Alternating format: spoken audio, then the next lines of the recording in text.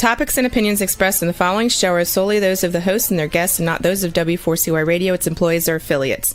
We make no recommendations or endorsements for radio show programs, services, or products mentioned on air or on our web. No liability, explicit or implied, shall be extended to W4CY Radio or its employees or affiliates. Any questions or comments should be directed to those show hosts. Thank you for choosing W4CY Radio.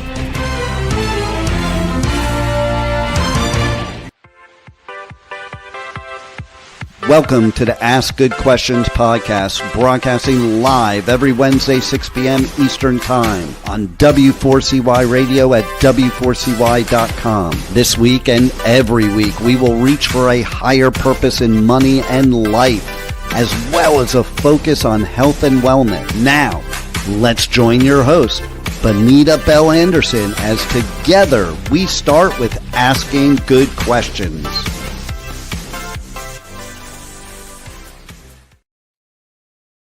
Hello, and welcome to the Ask Good Questions podcast, where we start with asking good questions about money and health and whatever else is top of mind. My name is Bonita Bell-Andersen, your financial advisor host, and today is our first ever podcast. We are kicking it off today. First, I will be doing an introduction about myself, and then we will be going through interesting tidbits about Social Security, basically a mini workshop, if you will, as that is something I have been teaching workshops on for years. Today will be part one.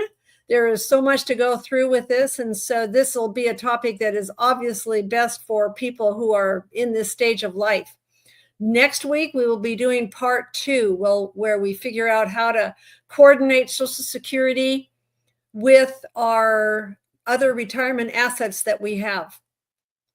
But today we will be going through a lot of the basics, and so that you understand just what in the heck you're dealing with this government benefit program that we all know about. So, all right, so if we can go ahead and start the slides. So, again, I'm so excited to be starting this, and so let me ask you or tell you a little bit about myself. I've been a financial advisor for about 25 years. I have been teaching at local community colleges for many years. I'm also an author. My latest book is called Money, Mindset, and the Suddenly Single, The Ultimate Guide for Divorcees and Widows. This is actually out on Amazon right now. I'm a proud team member of 10CAP Wealth Coaching, and have done a lot of community service through the years with local nonprofits. I'm married to a retired pharmacist.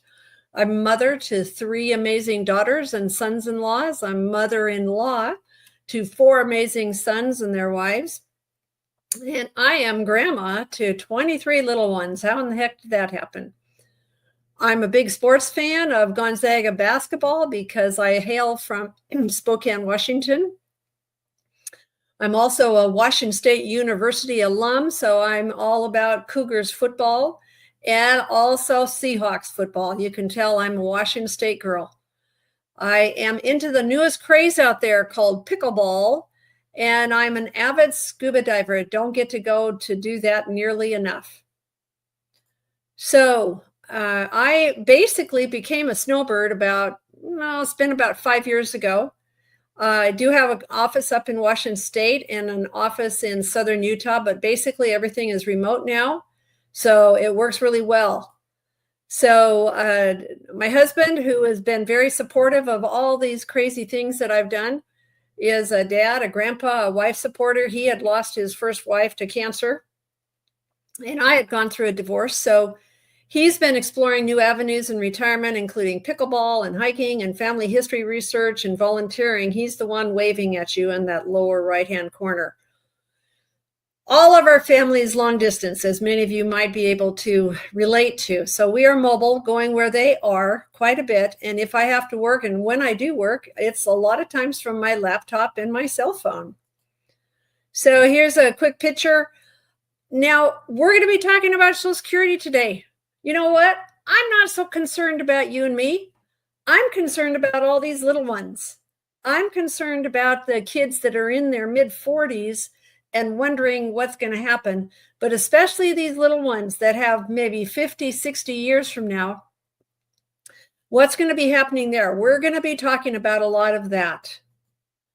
So optimizing your Social Security is what I call this. Knowing what you can do so that you know what you should do. So this discussion is going to take part over the course of 2 weeks. Today's part 1, and we will finish up this discussion next week with how to integrate Social Security with the rest of your retirement savings. And of course, you know, when you're dealing with a financial advisor, there is a disclosure. This is an educational program. It's not intended to sell investments or insurance products. It's not intended to provide tax or legal advice. Always consult with whatever advisor you work with to make sure that you're doing what's right for your situation. It's also not endorsed or approved by the Social Security Administration or any other federal or state government agency. So there's no offers here. What I will be doing is inviting you to do a Zoom call with us at the end of the program so that you can get your questions answered about your particular situation. My firm that I'm affiliated with is called 10 Cap Wealth Coaching. It's a registered investment advisory firm that's an SEC nationally licensed firm. And we have a phenomenal team that does a myriad of things. And so it is I'm very, very happy and pleased to be associated with that. So today is an over the treetops, if you will, look at Social Security issues. We want to encourage questions, but ask for you to reserve that content unique to your situation for your complimentary strategy session on Zoom. And the scheduling link will be at the end of today, all right? There is a PDF that I will also give you, which is called the Social Security Fact Sheet. And so that will be coming to you when you schedule that appointment. All right. So here's the question on everybody's mind. Doesn't it just make sense to just take the benefit at age 62 and be done with it and get paid for a longer amount of time than waiting until age 70? Well, are you thinking you're maybe going to live past age 79? You know, more and more and more people are going into their 90s, but 50% of the population has filed by age 62. That's, you know what, in a lot of cases, it's because people don't have any other income. It's kind of sad. Well, by FRA, which means full retirement age, approximately 95% have filed. There's only about 1% of the population that delay until age 70. But I'm going to talk to you about why you should do that. So this is what happened about almost 10 years ago. Congress, by the way, has the ability to make changes to Social Security whenever they want. And you can bet there's going to be more changes coming up. But they did quite a few changes that had to do with some things that people had been used to for a long time, like called file and suspend, retroactive lump sum, restricted application. That all changed. And now pretty much everything is based off of your own benefit that you get at full retirement age. So what in the heck is that? Well, it's when the formula has figured out what your benefit is going to be at your full retirement age, which is, for most people on this podcast, you're going to be age 67. There's a possibility that some, you look at your Social Security estimated benefits statement and you'll find out when your full retirement age is. But if you do anything, and I'm going to be repeating this, anything you do before your full retirement age, you're going to get penalized. And if you wait beyond your full retirement age, you're going to receive a bonus, some things called delayed credits. All right. So let's just quickly look at where we've been. 1935 was when Franklin Delano Roosevelt signed it into law, but it didn't take long before taxes were being taken out. And 1940 was when there were regular monthly benefit payments began. 56 when they started disability, but it wasn't until 1972 that they actually started doing cost of living increases. So there are 454 million numbers that have been issued. Criminy, that's a lot of numbers. The amount of taxes collected is about 13.8 trillion, and the amount of benefits paid has been about 11.3 trillion. That's going up. There's a lot of baby boomers that are retiring. So back in 1940, 222,488 people were receiving Social Security, less than 1% of the population. But now, 66 million people, and that's going up. We've got lots of baby boomers that are retiring right now. So that's about 22% of the total population. Back in 1940, the typical benefit was about $22.71. Now, the average monthly benefit is $18.62. So you can see there's been quite a few changes over the years. So just remember that Congress can and will make a lot of changes, and there's got to be some changes coming up. Back in 1940, the average life expectancy was 64. Now it's in the mid 80s, with many, many, many more living into their 90s because of the things we have going on with medical science and everything. But I'm going to go over this. See the little box there that talks about how payroll taxes are going down. And if Congress doesn't do anything, there is only going to be enough money to pay 79% of scheduled benefits. We're going to talk about what in the heck does that mean? So again, so that you have context on what's going on with this government program. In 1940, there was 159 workers to every one person receiving Social Security. 2010, it dropped to 2.9. Now it's 2 to 1, really, just about. And the year that they're expecting benefits to go down is 2034. So this is something that's been on the table for a long time, and Congress has been kicking it down and down. But how long do you need to plan for retirement? If you're a healthy male, you have a 25% chance of living beyond 92. Healthy females at 65, well, 25% chance of living past 94. But if you are a couple, you're both healthy at age 65, there's a 25% chance of at least one of you living beyond 97, and at least a 10% chance of one of you living beyond 100. And we see that with all of the birthdays happening for people that are reaching 100 years old. This is scary too. This came out several years ago, but this was an article in Time magazine about a baby living to be, could a baby live to be 142? Well, the authors of the article thought so. And that's a scary thought for a lot of baby boomers and people that are retiring, because they're going, oh, do I have enough money? How's that gonna work out? But this is what Social Security's legal name is. Old Age Survivor and Disability Insurance is basically an insurance program put on by the government. Now, Ida Mae Fuller was the very first one that ever received a benefit. Now, I'm telling you that because she received her first benefit in 1950. But talking about people that live long, Ida Mae passed away in 1975 at the age of 100. So this thing with people living a long time and needing income for a long time after they retire from working is a serious issue, something to be considered. All right, let's turn to qualifying for this benefit. It's tied to your work record. There's a maximum of 4 credits every year.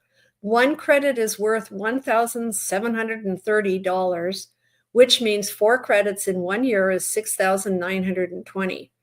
It is only earned income. That means no income from rentals and things like that. To qualify for Social Security, you need to have a minimum of 40 credits, which basically means 10 years of work, right? Okay, let's talk about spouses because that is a big topic. Now, if you are in the same age bracket that I am, you probably remember these people. This is Ward and June Cleaver.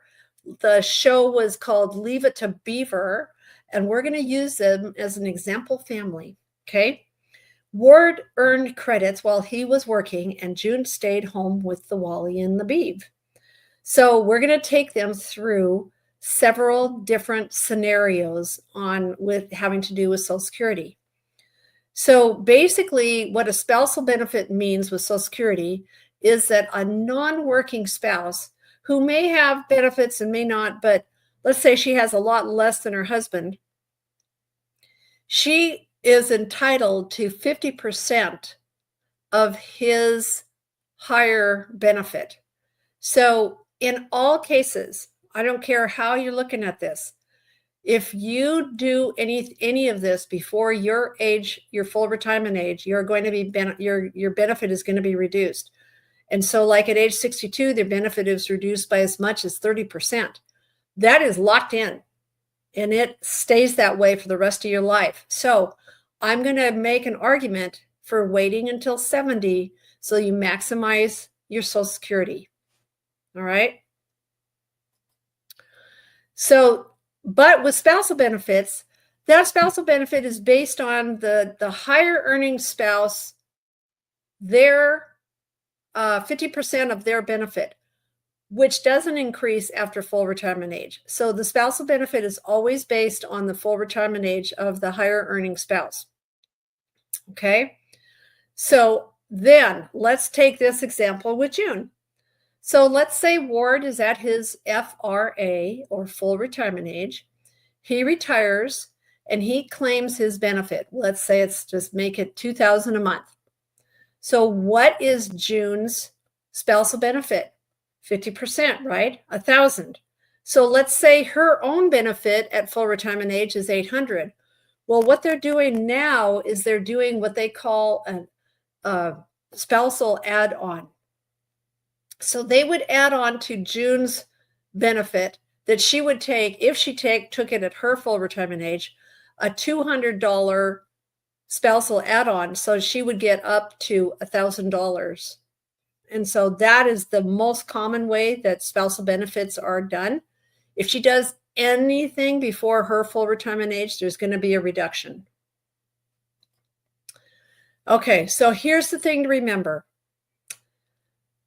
After full retirement age, a spouse has the option to choose their own benefit or file for their spousal benefit. Okay. Now remember, whatever I'm saying is generalities. You will need to talk to Social Security to get the skinny on your particular situation. So, but between a husband and a wife, one or the other has to file for benefits in order for the other to be eligible to receive spousal benefits, okay? You don't have to file until you're actually ready to take your Social Security. You don't have to file when you reach age 67. You can wait until you're 70 if you want to, and Social Security is not going to come knocking on your door saying, hey, you haven't filed yet.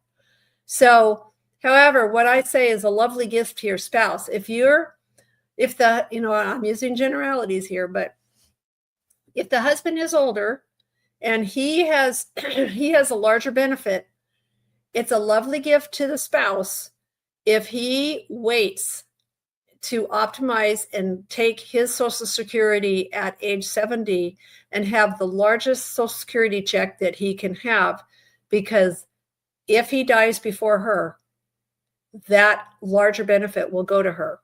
And so that is why I say that is a huge gift to the spouse if the spouse is going to live beyond them. Well, let's say that let's back to June. Let's say she does wait until full retirement age and she gets that $200 spousal benefit. All right. Now, if she waits until age 70, her own benefit is going to be larger. And so that's, that would be to her benefit to wait. Now, I get it. Sometimes people can't wait. But if you can, wait until 70, because cost of living increases are going to be based on the higher number. And that is all, going to factor into how much you're going to have when you're 80 and how much you're going to have when you're 90. Well, what about divorced spouses? A lot of the same things apply. But in the case of a divorced spouse, they have to be currently unmarried. They have to be at least 62. But remember, don't take it at 62. It's going to be reduced if you do. They had to have been married at least 10 years. And the ex-spouse needs to be at least 62. All right. So those are all things to remember. So if you, in order to maximize your benefits, you might be qualified to take a divorced spouse benefit from age 67 to 70 and then start your own benefit at age 70. I'm not saying that this is exactly going to happen in your situation. You have to go talk to Social Security, but just make sure you're asking them the right questions. Don't let them talk you into starting your benefit early, because that lower benefit that you get penalized on is going to be locked in for the rest of your life. So let's just say we're back to Ward and June. Let's say they divorced after the beaver was caught shoplifting at JCPenney. Can you believe it? Well, she's 62. She's currently unmarried. They were married for at least 20 years. And Ward is 65, but he's delaying his benefits until he's age 70. So believe it or not, she can go into the Social Security office with a copy of their marriage certificate and the divorce papers, and he doesn't even have to know. That is the truth. They might not necessarily even contact him. So what about widows? What about people that have lost a spouse? These are by the way, these are the things that I am addressing in my book, which is called Money Mindset and the Suddenly Single, for those that have gone through a divorce, those that are dealing with having lost a spouse. And those are all things that I find are critical for people who are going through that change in life. So if someone has lost a spouse, that spouse can switch to her husband's higher benefit at his death and vice versa. There's no gender thing here. It's just whoever's benefit is higher. The survivor benefit is going to be based on the high earning spouse's benefits. So if the wife was a higher earner and died, then she's going to keep her own benefit if her husband's benefit was lower. That benefit's going to include any delayed credits because they waited, and also those cost of living increases. So a widowed spouse can claim benefits as early as age 60 or 50 if they're disabled, but please, please, please don't do that, because you're going to be penalized. It gets locked in, and like I said, that locked in penalty stays with you throughout your life. So if a widow was married at least 10 years and their spouse dies, whether they were still married or divorced at the time of the death, they may be entitled to a survivor benefit. So if the survivor remarries before age 60, there isn't any survivor benefit unless that marriage ends. Okay? So here's another story that I made up. Let's say Ward passed away and June remarries at age 55 to Ted, Ward's golfing buddy. So she goes in to claim benefits at age 60 based on Ward, but was disallowed because of her marriage to Ted. So, believe it or not, she could promptly divorce Ted and claim her benefits on Ward. And let's say that she now happily lives on a golf course with the beef who owns the course. So there's crazy things that can happen, and there's a myriad way of these things, the way these things come across. So it's totally, individual situations. So here's the thing about widows. They can qualify for benefits based on their own work credits. And if they do that, they may want to receive survivor benefits from age 60 to 69 and then take advantage of delayed credits on their own benefit at age 70. So remember again, see, I'm becoming a broken record here. There's reductions to benefits on all of these ways that happen if you take it before your full retirement age. Okay, just remember that. So now, talking about working, until you reach full retirement age, working is going to reduce your benefit. Do not take Social Security while you're still working before your full retirement age. So once you reach full retirement age, your benefits are recalculated so you receive the full benefit. However, you're gonna pay taxes on your Social Security as well as your work income. And because of having that Social Security, you may be bumping yourself up into another tax bracket. So just remember those types of things. Here's an example. So let's say before your full retirement age, Social Security is going to deduct $1 benefits for every $2 you earn above $22,320 in 2024. Now remember, these numbers are going to go up slightly in 2025. But Ward, who's 62, decides to work part-time at that golf course that the Beeve owns, and he earned $24,520.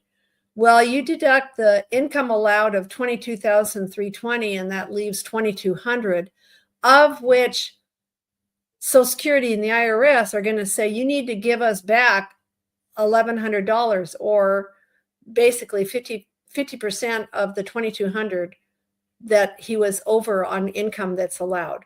So I'm just saying, don't get yourself into this. You are messing with not only your taxation that you could bump up, but you've also penalized yourself by taking the income way earlier than you should have. So in the year, so let's say Ward reached full retirement age and filed. And in that year, Social Security would deduct $1 in benefits for every $3 he earned above the $59,520 maximum in 2024. That higher maximum is only in the year that you turn your full retirement age. So let's have an example. So Ward took a casino job and his salary was $68,740, and then you take away that income allowed, which is $59,520. That's about $9,220 total earnings subject to the reduction. Well, that means that 1 in 3. So that means that the IRS would be coming after you saying, we need $3,073 back. So let's say his birthday's in July. There isn't any limit on your earnings starting with the month you reach full retirement age. Okay. So just remember that. But the biggest thing, the biggest warning I have is your taxable income will be the combination of your earned income and your Social Security benefits. And that, it could bump you into a higher tax bracket. Speaking of that, there's a thing called maximum taxable earnings, which is something that is self-employed income, regular wages that are covered by Social Security, that when you have a paycheck, you see Social Security and Medicare come out of your paycheck. The amount of taxable earnings that is based on this year is $168,600. That goes up a little bit. You can see in this chart that it's gone up a little bit every year. Now, this might be something that Congress would change. Maybe they'll make the maximum taxable earnings $250,000, and people will continue putting into Medicare and Social Security. I think that's one thing they're going to be looking at. So how do you find your Social Security benefit? Well, you can go to socialsecurity.gov. I just do it quick, and I do ssa.gov, and you can get there. and you can go and look at your estimated benefits. You can create an account. That's where you can go and look at exactly what's going on with you. So just remember that taking benefits before full retirement age is a really common and a very expensive mistake. What we do is we will input all your information into this analyzer, and we will show you kind of what the break-even point is for when's the best time for you to take Social Security. So let's say that the Beav was born in 1960 and his full retirement age is 67. Let's say that his benefits at his full retirement age are $2,500 a month. Well, if he took it at age 62, he'd have a penalty. It would be about $1,875. And his wife's spousal benefit is $875. So you basically can look at this calculation of when is the best time for you to receive your benefit. I'm going to tell you that whenever I've done this calculation for people, it's somewhere between age 78 and 80-ish that it's better to have waited. So if you think you have a fairly good chance of living into older age, then it's a really wise thing to do is to wait. Okay, here's an example of an actual client. If she was actually a retired pharmacist. If she would have taken her benefit at age 62, it would have been $1,630 a month. If she would have claimed at her full retirement age of 66 and 2 months, it would have been $2,172. But she waited, she listened to me, and she took her benefit at age 70 and received $2,849 a month, which is 75% more benefits than age 62. Now, again, I get it.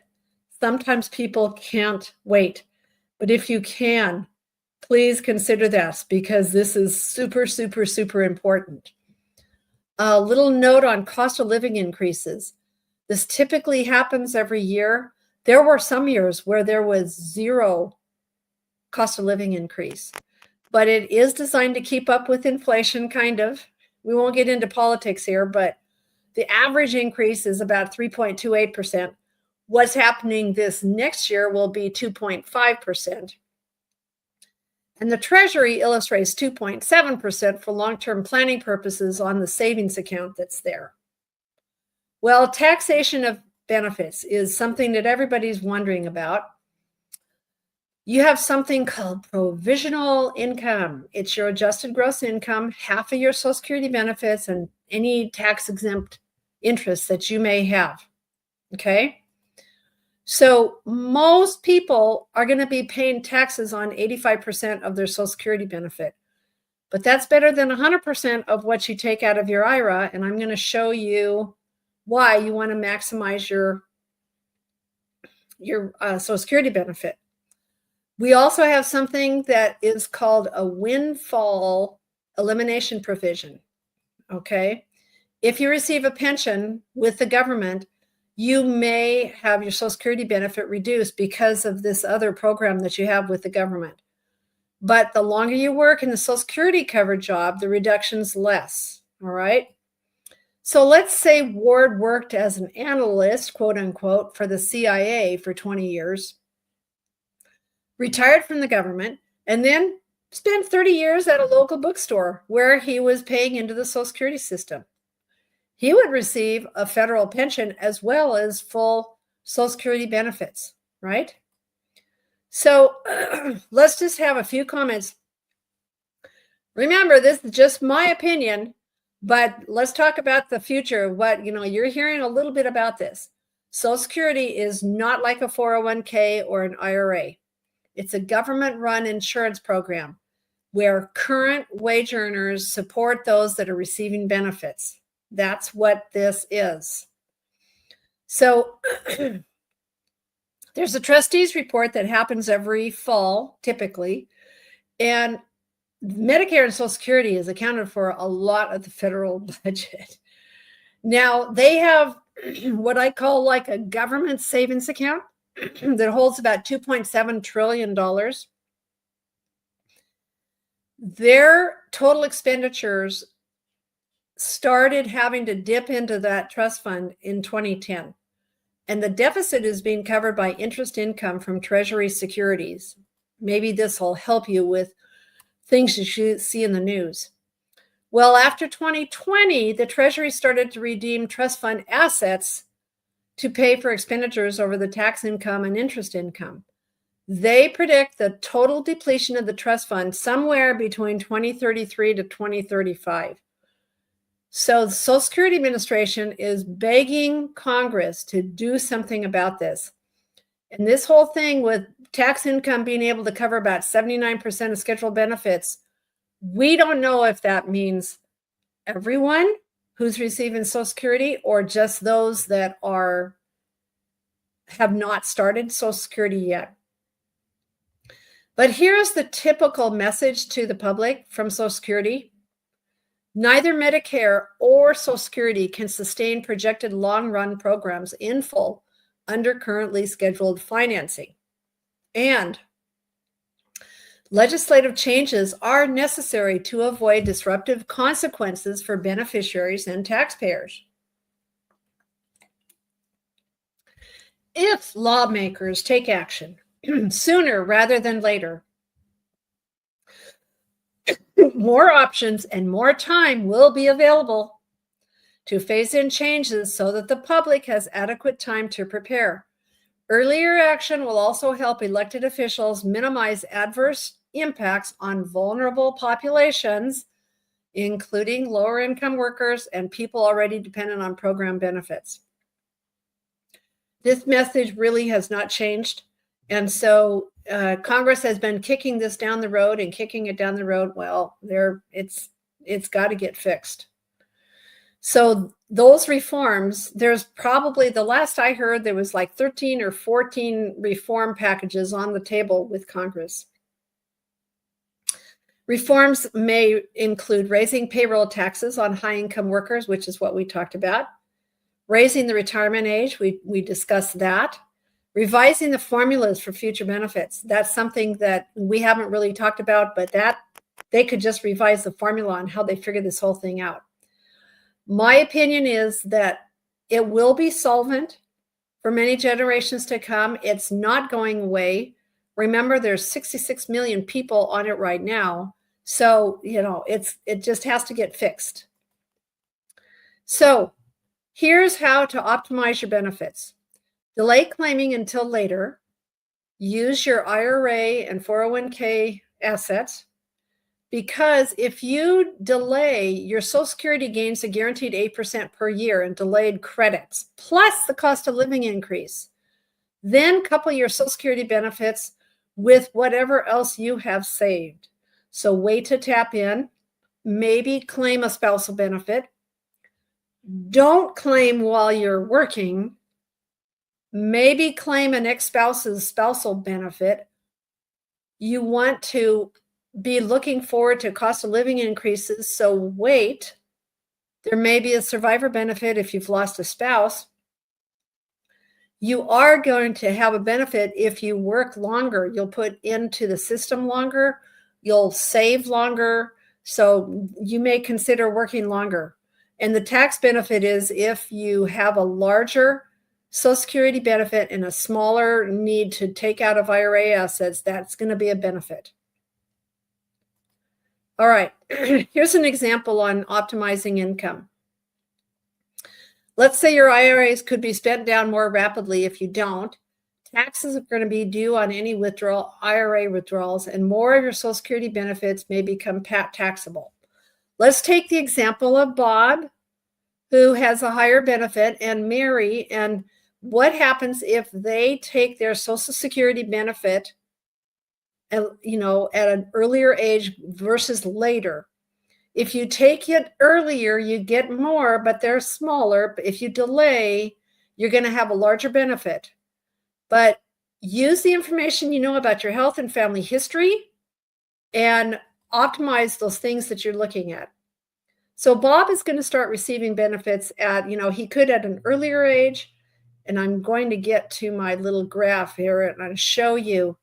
If they file earlier, they take less out of Social Security, which is the $25,000.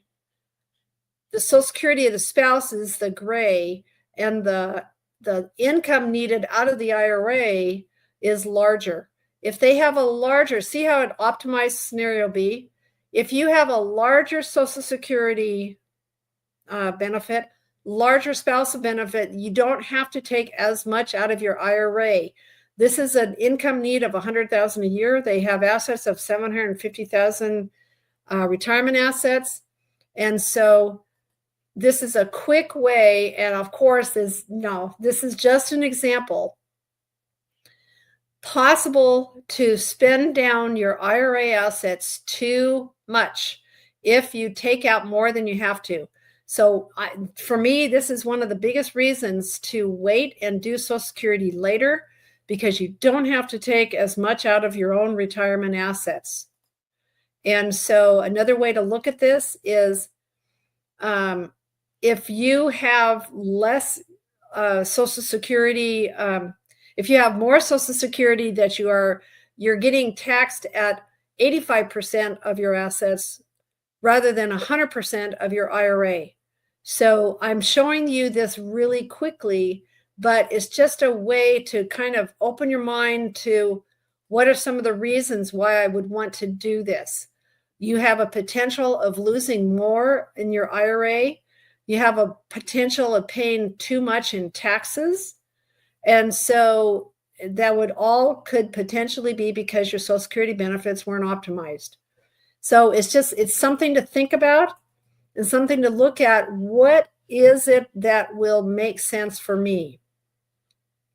So what about optimizing the rest of your income? That's going to be the subject of part 2 of this discussion next week, because there's so much. Today we went through all these different things about the basics of Social Security.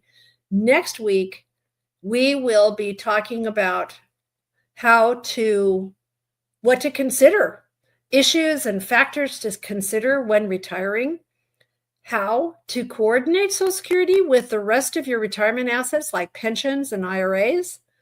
What is the number one fear most retirees have? A brief review of starting Medicare. What does it mean with, accumulation phase and distribution phase of life? How do emotions play in when retiring? And what are the rules for investing? What are the optimal ways to think about coordinating assets? And 5 steps for planning your retirement income streams. So we will be looking forward to continuing this discussion in part 2 of this class. Thank you so much for attending today. And that again will be next Wednesday, December 18th, 6 p.m. Eastern.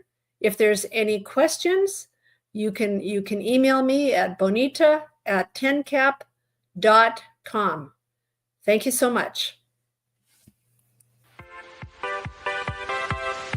Today's episode is over, but we did ask good questions again, didn't we? Don't miss out as we broadcast live every Wednesday, 6 p.m. Eastern Time on W4CY Radio at W4CY.com. Join Bonita Bell-Andersen next week for more conversations with experts on finances, retirement, behavioral finance issues, health and wellness, and more. Until then, remember to ask good questions.